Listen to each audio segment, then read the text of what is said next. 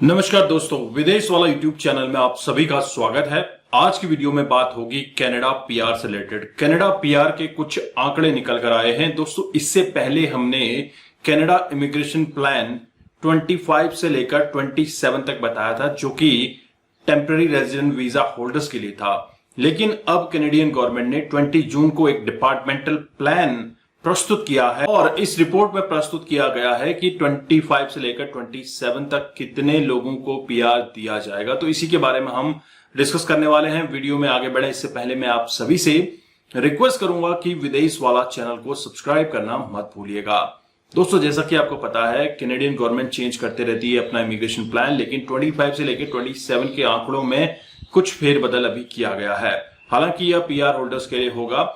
अब इसमें किन कैटेगरीज को कितना कोटा दिया जाएगा, क्या प्रायोरिटी बेसिस पे हो सकता है, क्योंकि जो अभी आपको डिमांड इन ऑक्यूपेशन दिख रहा है, लेट्स से अगर हम बात करें एजुकेशन की या सोशल सर्विसेज की, स्टेम की, तो यहां पर भी आपको शफलिंग देखने को मिल सकती है। जिस किसी भी प्रोविंस में डिमांड होगी, लेबर शॉर्टेज होगी, उसके अकॉर्डिंग प्लान चेंज कर दिया जाएगा। लेकिन 25 से लेकर 2027 तक के आंकड़े प्रस्तुत किए गए हैं। ओवरऑल अगर हम आंकड़ों की बात करें, 2025 में 3,95,000 पीआर इश्यू किए जाएंगे। इसके अलावा 2026 में 3,80,000 पीआर इश्यू किए जाएंगे और वहीं 2027 में 3,65,000 पीआर प्रोसेस किए जाएंगे। तो दोस्तों, ये एक मोटा मोटा आंकड़ा था। अगर हम इसको ब्रेक डाउन करें तो आप देखेंगे 40% जो आंकड़ा रखा गया है हर साल का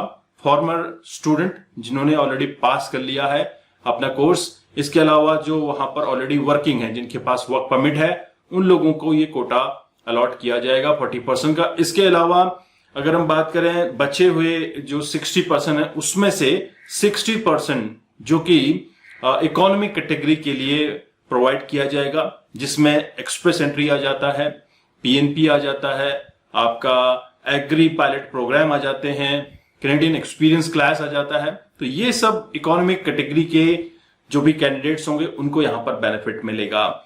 इनमें आपको ये ध्यान रखना होगा, जैसे पीएनपी है, अटलांटिक इमिग्रेशन प्रोग्राम एआईपी है, ये प्रॉपर प्रोविंस की नीड के अकॉर्डिंग ही काम करते हैं। दोस्तों, ये जो इकोनॉमिक कैटेगरी के प्रोग्राम्स हैं, ये प्रोविंस की डिमांड के अकॉर्डिंग ही काम करते हैं। जैसे जैसे प्रोविंस से डिमांड आएगी उसी के अकॉर्डिंग ये काम करते रहेंगे। जिस भी प्रोविंस में शॉर्टेज होगी उसको फुलफिल किया जाएगा। इसके अलावा 16% की जो कोटा रखा गया है वो रिफ्यूजी प्रोग्राम के लिए रखा गया है। अगर आप अपने देश में किसी भी वजह से आपको हार्म हो सकता है, जैसे इराक, लीबिया, सीरिया, अभी तो ये आप देखेंगे अलग अलग कंट्री से आ रहे हैं, तो ये इन लोगों को भी वहां पे वर्क राइट्स और देन वर्क परमिट देकर फिर इनको पीआर दिया जाता है। इसके अलावा 22% का जो कोटा है वो फैमिली पीआर प्रोग्राम्स के लिए रखा जाएगा, जिसमें जो प्रोसेसिंग टाइम था अभी तक काफी लॉन्ग टाइम वेट था, लेकिन अब इसको फास्ट प्रोसेस किया जा रहा है। तो 22% आपका फैमिली प्रोग्राम के लिए होगा, 16% आपका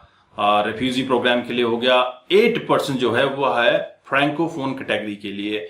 अगर आप फ्रेंच स्पीकिंग है तो फ्रेंच स्पीकिंग के लिए आपको यहां पर अलग से 25%, अगर CLB 7 आप ले आते हैं तो 25 पॉइंट CRS स्कोर में इंक्रीज दिखेगा। इसके अलावा अगर आपने ISP क्लियर किया तो 50 पॉइंट का आपका CRS स्कोर इंक्रीज ऑटोमेटिकली हो जाएगा। तो इस चीज को भी ध्यान रखें कि आप फ्रेंच कैटेगरी के थ्रू भी इजीली कनाडा माइग्रेट हो सकते हैं। इसके अलावा अगर हम बात करें प्रायोरिटी बेसिस पे जो भी कैटेगरीज हैं उनको भी आगे इस प्रोग्राम में शामिल किया जाएगा। इसके अलावा मोस्ट डिमांडिंग कैटेगरीज हैं, जैसे हेल्थ केयर में आपको हमेशा से बोलता हूं, अगर आप हेल्थ केयर सेक्टर से बिलोंग करते हैं तो हेल्थ केयर के थ्रू भी आप इजीली कनाडा माइग्रेट हो सकते हैं। सोशल सर्विसेज हो गया, एजुकेशन हो गया, इसके अलावा स्टेम से रिलेटेड अगर आपके कुछ प्रोग्राम्स हैं तो आप यहां पर इजीली माइग्रेट हो सकते हैं। दोस्तों, ये सब कुछ जो हम बता रहे हैं, ये टारगेट्स तो पूरे ओवरऑल दिए गए हैं, लेकिन इनके अंदर जो प्रोग्राम्स हैं शफलिंग हो सकती है कि कहां पर कितना कोटा अलॉट किया जाएगा। यह प्रोविंस की नीड और फेडरल की नीड के अकॉर्डिंग ही डिसाइड होता है।